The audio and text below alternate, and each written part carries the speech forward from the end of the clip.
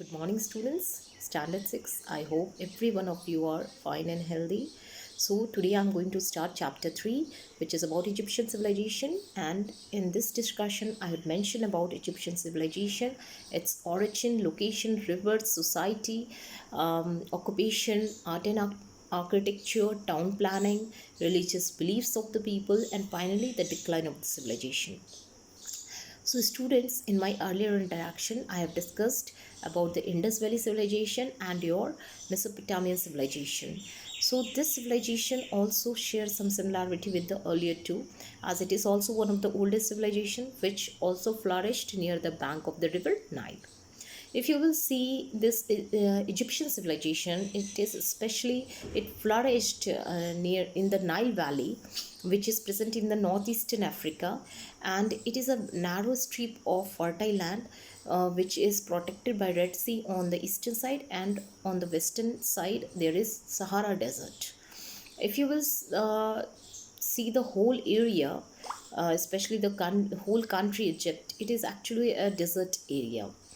And this Egyptian civilization, it is actually known as the gift of Nile, and many historians even claim that in absence of Nile there would be no Egyptian civilization, and it is very true to some extent too, because especially if we talk in context of those days, if we move thousands years back, you will see all the earliest or the world's oldest civilization, they flourish near the bank of the river, and river plays a very crucial role, because water at that time was very important, not only for agriculture but also for the transport, for the trade, and other aspects of people's life. So here also, in context of Egyptian civilization also, if you will go through the whole chapter, you will find that river Nile plays a very prominent role. How? See, because the area which is located near the river Nile, apart from that, the whole country is a desert land. And in desert, in desert area, there is a lack of rainfall. Because of lack of rainfall and lack of fertile soil, there is no vegetation or very less vegetation. So, uh, in presence of it is all because this civilization, it owed its survival, its existence to river Nile, and it is very true also. River Nile plays a significant role in the development of this ancient civilization. Due to annual flooding, the river Nile deposits a rich layer of silt and mud on the both sides of the river, and this process makes the soil very fertile and rich and favorable for the agriculture. Because of rich and fertile soil, people are able to produce surplus amount of food. Not only in agriculture, apart from agriculture, you will see even in the trade also, river Nile plays a significant role, because it served as a national highway for navigation. The dikes, the canals which are built all along the course of the river Nile, it enabled the Egyptian people to carry out the trade not only within the country but also with the foreign land.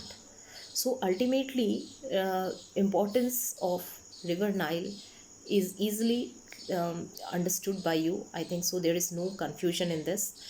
Now, not only in the development of the civilization, but also you will see this civilization, if you compare it with the other civilizations of the Bronze Age, you will see this civilization continues for a long time, for an it has a undisturbed existence for a long time.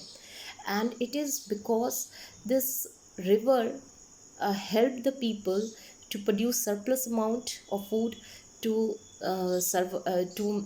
support its dense population, also helped in the social development and culture and growth of trade, as well as the extensive irrigation system built by the Egyptians. It protected the people from the flood. So this civilization continued for a long period of time in comparison of the other civilizations of the Bronze Age. Now, not only river Nile but also the desert area, the Egypt, Egypt is a desert land. So the desert area also played a vital role in the development. How? See, if you will see, the desert area protected the foreign people from foreign invasion, and the minerals found in this area, it helped the people to make the tools which were used for the massive construction works. Okay, so I don't think so there is any confusion up to this. Now let's move to the different divisions which has been done by our historians, and they have bifurcated the ancient Egyptian civilization into three parts. The first one is the old kingdom, which existed from 3000 BC to 2000 BC. Then second one, the middle kingdom, which prevails from 2000 BC to 1600 BC. And your third one is your new kingdom, which prevailed from 1700 BC to 1100 BC. See, all the informations which which had been gathered by the historians, they are purely based on the archaeological excavations, your inscriptions, and official records. Now let's come to the society, the social, what kind of social pattern was existing in the Egyptian society. So if you will look to the society, you will find the Egyptian kings who were known as pharaohs, and this king, they hold the utmost they hold an important position in the society. The king was the head of the social order, and this king, he was worshipped like a god, and his words were the final law of the land. Okay, even after the death of the king, his statue was placed in the temple and he was worshipped by the people. So you can just assume the kind of respect and honor he was getting by the people. So apart from king, if you will see, the whole society was divided into four parts. The first one is the first part of the society, the first class. It consists of especially the royal family members, the nobles, the high ranking government officials, and the high ranking priests. Okay, second order was consist of the merchants, the manufacturers, and the artisans, while the third class, it consists of the peasants and the cultivators, and at the lowest level, the prisoners of the war and the slaves, they especially lie at the lowest level. Okay, so the whole society was bifurcated into four parts. Now if you will the what kind of position women was enjoying in the Egyptian society, if you will move to that, you will see that the women was having an honorable position in the society. She was treated equally as man before the eyes of law, and she was also enjoying the property rights. Apart from this, in the new kingdom, you will find the evidences where the queen are even ruling along with their husbands. Cleopatra 7, and your one more queen, and I'm just forgetting her name, Queen Nefertiti. So these queens, they ruled along with the husband. So it shows the women empowerment. Okay, so the position of women, we can say that they were enjoying a good position in the society. And in society, there was a joint family culture. People were living especially in the joint family, although they were also having there is a hint that the society was having a patriarchal system, because the father was the head of the family, and we know that if the head of the family is a male member, that society is a patriarchal society. Okay, so no confusion.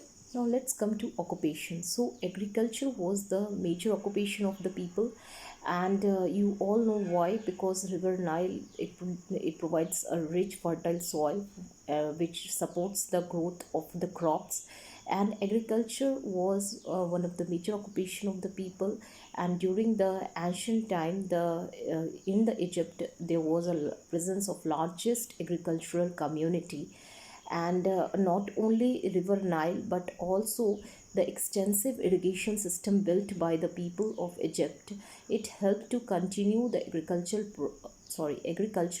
agriculture process throughout the year.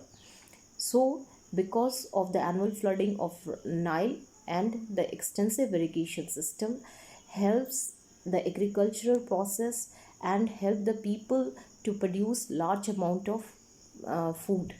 So the major crops which were produced by the Egyptians were your barley, millet, lentils, dates, figs, and others. See, even the Egypt is known as the granary of the world, and it became the granary of the world because of River Nile. Now, apart from this, if you will see, even the people of Nile, they used to go for the production of flax, which was used for producing the thread, which is used in the manufacture of linen. Linen is actually a fabric. Okay. And even they also they used to produce the honey, and honey was produced for you all know that honey was produced from the nectar of the flowers. And papyrus was actually it is a plant from which the papyrus is collected, and this papyrus is used for, especially for the writing purpose. Apart from writing, it was also used for making sandals, ropes, and baskets. So in agriculture, this is clear. Now let's Egyptians, apart from agriculture, they also used to carry domestication of animals like sheep, cows, goats, camels. They were domesticated. Not only the animals but also birds like doves and geese were domesticated by Egyptian people. Now, apart from this domestication, you will see the people were also indulged in carpentry, tool making, in jewelry making, manufacture of perfumes, and apart from this, in the glassware industry also they were indulged. So people were indulged in the numerous economic activities or occupations. And after this, I will discuss about the trade. After agriculture, the most prominent economic activity was your trade, and trade was carried both by land and sea routes. So the major export items were your linen, jewelry, glassware, oil. The people of Egypt, they used to import ivory, luxury items, gold, copper, and others. See, the people of Egypt, they used to carry the transport for the transportation purpose, for the transport of goods from one place to another. They used to carry it out by the small boats. Okay, and the big boats were used for trade purpose across the sea.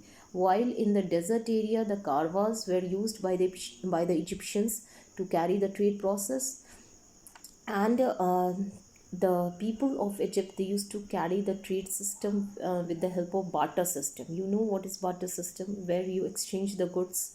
So coins, it shows that coins were not introduced or currency was not introduced.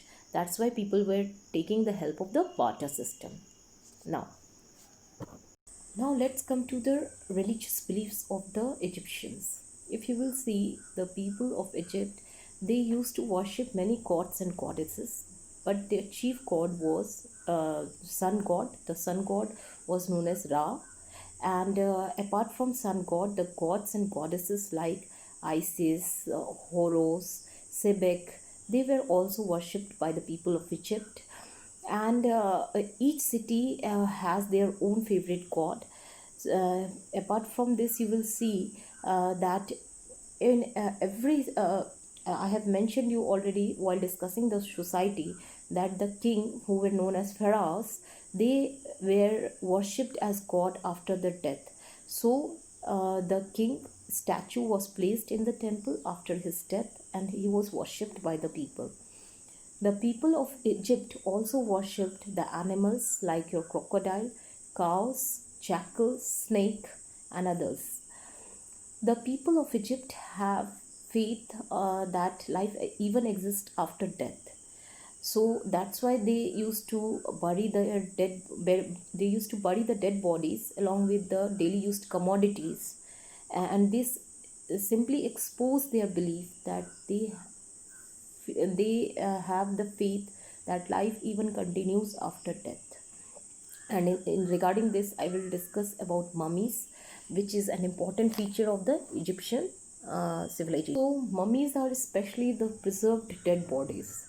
the people of Egypt, they took a great care while preserving the dead body. They used to preserve the dead body with the help of spices, and when they placed the dead bodies in the tomb, they used to keep it with the daily used commodities like your jewelry, furnitures, combs, clothes, and others, uh, so that it may help the dead body to continue its journey to the next world. Okay.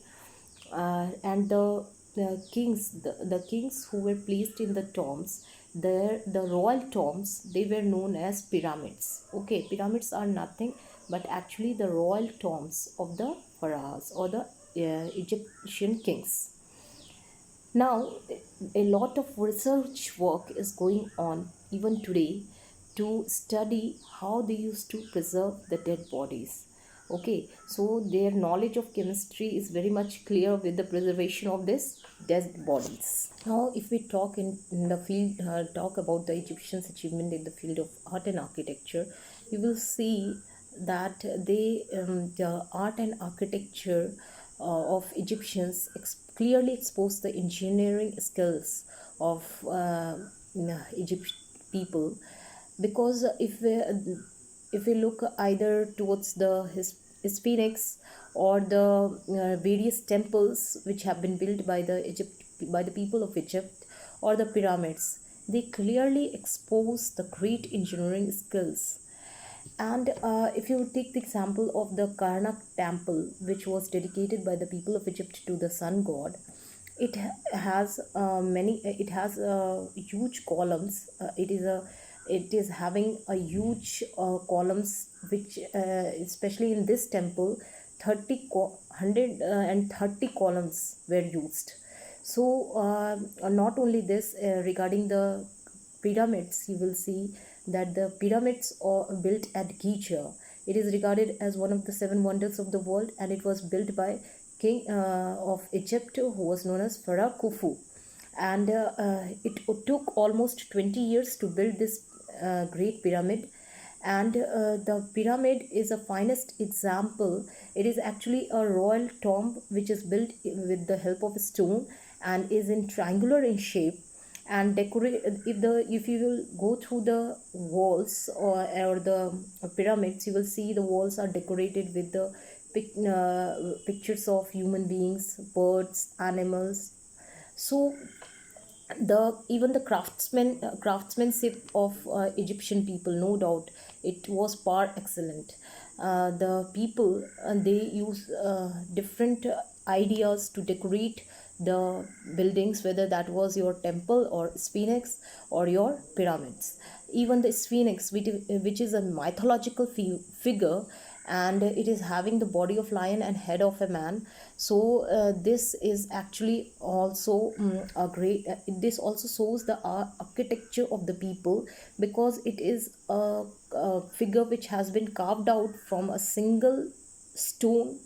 And this figure, it is still mysterious, although several stories are made around this figure, but no clear evidence is given regarding what this figure represents and why it was built. Nothing, no evidence regarding this is present. The great Sphinx at Giza is 240 feet high and 6 feet high. So it is a big structure which is still standing today. See, the most of the structures or buildings built by the Egyptian people, they are still standing today, because it is made. They used especially the stones to build the structures, and that's why whether that is your pyramid or sphinx, it is still existing today in Egypt. Now let's come to other achievements of the Egyptians.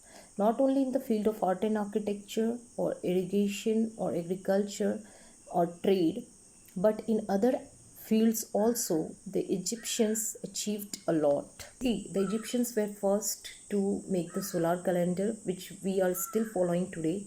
So it consists of 365 days, which were divided by the Egyptians into 12 months and 30 days each. Okay. Apart from this, you will see they've also made the first shadow clock to measure the time. Now, in the field of mathematics, especially in geometry, their knowledge was excellent. The Egyptians could measure the area of a triangle or a rectangle, and because of this knowledge, they were able to construct huge pyramids, dams, and dikes. They also developed the decimal system of numbers. The credit for the development of the decimal number system goes to the Egyptian people. Their knowledge of chemistry, it is clearly exposed by the mummies, because the way the dead bodies were preserved, this shows their huge knowledge of chemistry. Even in the field of medicine also, you will see that the Egyptians were having good knowledge. They not only studied the anatomy, but also they used to practice surgery. The Egyptian doctors had the idea how to carry out surgery, how to remove the internal organs. Now, apart from this, in the field of writing, Egyptians were first to develop the writing, and their writing was known as, their script was known as hieroglyphic.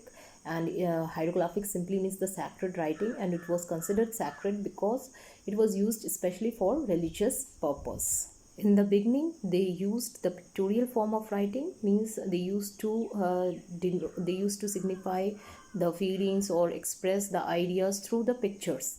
But later on, they developed the consonant system, alphabetic system, where they used the consonants, but there was no use of vowels by them. Earlier, the Egyptians used to write on the stones, clay tablets, and other things, but later on they started using papyrus. And papyrus, with the help of ink, which was made from the water thickened with the gum or the vegetable or mineral dyes, and the reed, which was used as a pen by the Egypt people for the writing purpose. In the field of astronomy also, the Egyptians' knowledge was excellent, because they were the first to divide the sky into 12 constellations, and they were also studying the heavenly bodies. They were able to calculate the time of the flood. So these all knowledge shows their deep knowledge in the field of astronomy. Now let's come to the decline of the civilization. So this civilization no doubt continued for a long time, but especially after the rule of after the collapse of the new kingdom, the Queen Cleopatra, she was defeated by the Romans, and after the defeat, this ancient civilization became the part of the Roman Empire. No doubt the civilization, this ancient Egyptian civilization, it has provided a great heritage to its latter generation. And not only they have gifted a great heritage, but also their achievements, their knowledge in the different fields expose uh, the deep knowledge, the deep educational system which was existing at that time. And it shows achievement not only in a particular field, but also in the different aspects of human life, whether it was a astronomy, whether it was a science, whether it was mathematics or art and architecture, or even agriculture and the other fields. So thank you, students. The chapter is over. I've given the question answers. Please go through the chapter, and if there is any problem in the chapter, please mention the doubt, and please go through the chapter carefully, because without reading the chapter, without going through the chapter, you cannot understand the topic. Because I have not gone through I have not uh, gone for line by line explanation. Okay, I have just explained the whole chapter. And to understand where you face the problem, it's necessary to go through the chapter. So please go through the chapter, and uh, I will continue the map work. Sorry, I will go for the map work after the completion of the syllabus, because map work is also very essential part of history. You all know this. And I don't know when when school will start. So it's very important to go for the map work, and after the completion of first term syllabus I will do that also, and also the activity works. Okay, so please subscribe the channel for the timely information, and thank you.